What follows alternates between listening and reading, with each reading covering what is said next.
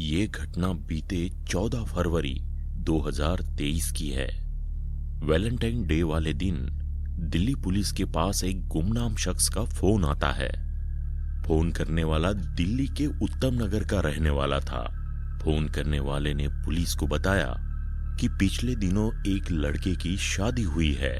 Police को इसमें कुछ खास बात नहीं लगी, लेकिन फोन करने वाले ने बताया कि जिस लड़के की शादी की बात वो कर रहा है उसकी एक गर्लफ्रेंड है, लेकिन गर्लफ्रेंड को छोड़कर उस लड़के ने किसी और से शादी की है।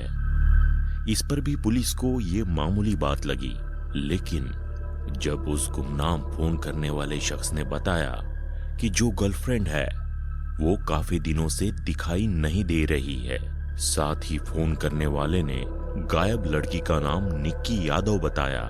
लड़की के गायब होने की बात सुनकर पुलिस ने इस नाम के लड़की के उत्तम नगर से गायब होने या गुमशुदगी की कोई रिपोर्ट लिखाए जाने की पड़ताल की, तो उन्हें ऐसे कोई गुमशुदगी की रिपोर्ट नहीं मिली। इसका मतलब ये था कि सब कुछ सकुशल है, लेकिन फोन करने वाले उस गुमनाम शख्स को निक्की के गायब होने पर भरोसा था, जिसकी वजह से पुलिस ने कोई चांस लेना सही नहीं समझा और एक और कोशिश कर लेना ही ठीक समझा, जिसके बाद लड़के का पता लगाया गया। लड़के का नाम साहिल था और वो दिल्ली के एक जाने माने कॉलेज से पढ़ाई कर रहा था और 10 फरवरी को उसकी शादी हुई है। साहिल अच्छे घर से था, उसके पिता का अच्छा कारोबार भी था, साथ ही में उसका एक ढाबा भी था जो उत्तम नगर में था। ऊपरी तौर पर देखने से साहिल के किसी तरह के क्रिमिनल रिकॉर्ड्स भी नहीं थे, फिर भी पुलिस ने गायब लड़की निक्की के बॉयफ्रेंड साहिल को फोन किया, जिसमें उसका फोन बंद आया। इसी दौरान एक और इशारा पुलिस को मिला, जिसमें साहिल के ढाबे पर कुछ दिनों पहले देर रात को किसी के आवाजाही की बात सामने आई। पता करने पर पता चला कि घर में शादी होने की वजह से ढाबा कुछ दिन से बंद पड़ा है। पुलिस ने सोचा अगर ढाबा बंद है तो यहाँ देर रात कोई क्यों आएगा, इसीलिए पुलिस ने ढाबे पर ही जाकर छानबीन करने का फैसला किया। अभी तक दिल्ली पुलिस अंधेरे में ही तीर चला रही थी। साहिल द्वारा किसी भी तरह के क्राइम की अभी तक कोई खबर नहीं थी और न ही निक्की के गुमशुदगी होने की कोई शिकायत पुलिस के पास आई थी। फिर भी दिल्ली पुलिस किसी अनहोनी होने का अंदाजा क्यों लगा रही थी, क्योंकि फोन करने वाले व्यक्ति को निक्की के साथ कोई अनहोनी होने का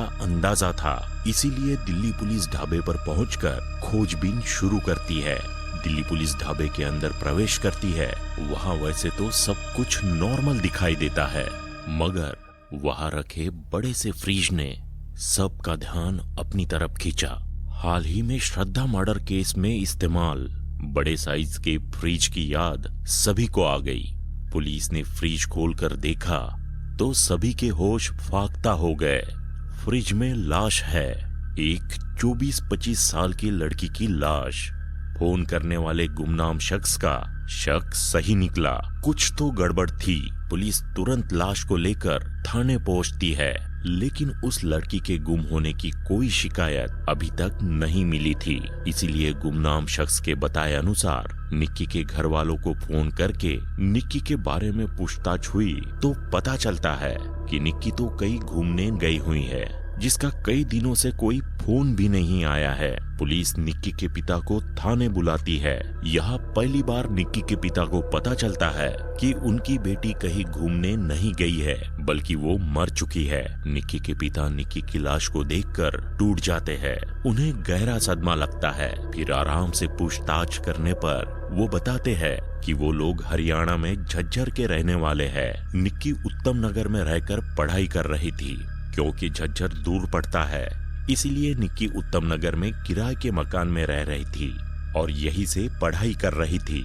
छोटी बहन से पता चला कि निक्की ने हिल स्टेशन जाने की बात छोटी बहन से की थी, इसीलिए उसे लगा कि वो हिल स्टेशन गई हुई है और उसने घर वालों को निक्की के कई दिनों से गायब होने की बात नहीं बताई।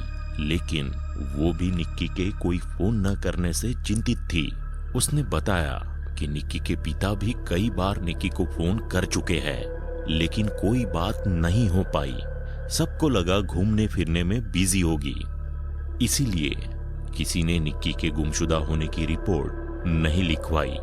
आखिरी बार किसी के साथ देखे जाने के सवाल पर कि आखिरी बार निक्की को साहिल अपनी कार से लेने आया था, जिसके साथ हिल स्टेशन जाने की बात निक्की कर रही थी, तुरंत पुलिस की एक टीम साहिल के घर पहुंचती है, जहां साहिल मौजूद नहीं होता। लेकिन कुछ देर बाद साहिल वहां आ जाता है। पुलिस साहिल को लेकर थाने आ जाती है, जहां साहिल से पुलिस पूछती है कि निक्की अपने घर से गायब है और उसकी छोटी बहन ने बताया कि आखिरी बार निक्की तुम्हारे साथ निकली थी। इस पर साहिल ने बताया कि उस रात को वो उससे मिलने आया था, लेकिन निक्की को अपने दोस्तों के साथ किसी हिल स्टेशन पर जाना था। उसके बाद उससे मेरी कोई बात नहीं हुई, क्योंकि मैं अपनी शादी की तैयारियों में बिजी हो गया था। फिर पुलिस वाले साहिल को उसके ढाबे के राज के बारे में बताते हैं, जिसको सुनकर साहिल समझ जाता है कि पुलिस उसके बारे में सब जान गई है और वो पुलिस को जो घटा वो बता देता है। साहिल ने पुलिस को बताया कि वो और निक्की एक दूसरे को 5-6 सालों से जानते थे।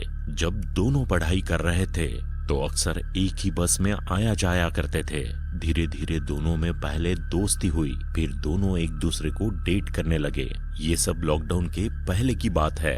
दोनों ही पढ़ाई करने के लिए घर से दूर रहते थे, इसीलिए दोनों ने एक मकान किराए पर लिया था, जिसमें दोनों साथ में रहते थे। मगर लॉकडाउन के चलते दोनों को अपने घर जाना पड़ा, मगर दोनों लगातार फोन पर एक दूसरे के साथ संपर्क में थे। फिर लॉकडाउन खत्म हुआ और निक्की पढ़ाई के लिए फिर से उत्तम नगर रहने लगी और साहिल उससे मिलने वही उत्तम नगर आया करता था। साहिल ने बताया कि उसके घरवाले और खासकर पिताजी बहुत सख्त रवैये के हैं। इसी दौरान उसके घरवालों ने शादी का दबाव बनाना शुरू कर दिया, लेकिन साहिल उन्हें निक्की के बारे में नहीं बता पाया। घरवालों ने लड़की ढूंढना शुरू कर दिया था, लेकिन ये बात साहिल ने निक्की को नहीं बताई और घरवालों के जोर देने पर साहिल एक लड़की से शादी के लिए तैयार हो गया। उधर इन सब से निक्की अनजान थी। वो साहिल के साथ गोवा या मनाली घूमने का प्लान बना रही थी। साहिल ने आगे बताया, इधर घरवाले शादी का दबाव बना रहे थे, उधर निक्की भी जल्दी शादी करने का दबाव बना रही थी। जिस दिन साहिल की सगाई थी, निक्की ने उसे फोन किया और तुरंत मिलने को कहा। साहिल ने अभी न आने को कहा तो निक्की गुस्से में धमकी देने लगी, इसीलिए साहिल ने शाम को मिलने को कहा। अपनी सगाई की रस्में पूरी करने के बाद साहिल निक्की से मिलने उसके किराए के मकान पर गया, जहां निक्की ने उससे उसकी सगाई की बात पूछी। साहिल ने बताया कि निक्की को कहीं से साहिल की सगाई की खबर मिल गई थी, इसीलिए वो बहुत आग बबूला हो रही थी, जिसे समझाने का प्रयास साहिल कर रहा था। धीरे धीरे दोनों में कहासुनी शुरू हो गई और ये कहासुनी हाथापाई पर आ गई और गुस्से में साहिल ने मोबाइल चार्जर से निक्की का गला घोट दिया। निक्की तुरंत बेसुध होकर कार की सीट पर निढाल हो गई। साहिल ने कहा कि अगले दिन उसकी शादी थी और उसके हाथों निक्की का खून हो गया था, इसीलिए ये बात छुपाने के लिए वो पूरी रात कार लेकर दिल्ली के आसपास घूमता रहा। फिर उसे अपने ढाबे का ख्याल आया, जो शादी की वजह से कुछ दिनों के लिए बंद पड़ा था। वहां निक्की की लाश को छुपाने के मकसद से साहिल ने निक्की की लाश को वहां रखे बड़े फ्रिज में रख दिया, जिससे शादी के बाद लाश को ठिकाने लगाया जा सके। निक्की और साहिल के घर वाले दोनों के रिश्ते से अनजान थे। दोनों को ही नहीं पता था कि उनके पीठ पीछे क्या चल रहा है। अब साहिल जेल में है। निक्की के घर वाले साहिल को फांसी की सजा दिए जाने की मांग कर रहे हैं। आपकी क्या राय है, जरूर बताएं। अगर आपको वीडियो अच्छा लगा तो लाइक करें और दोस्तों के साथ शेयर करें।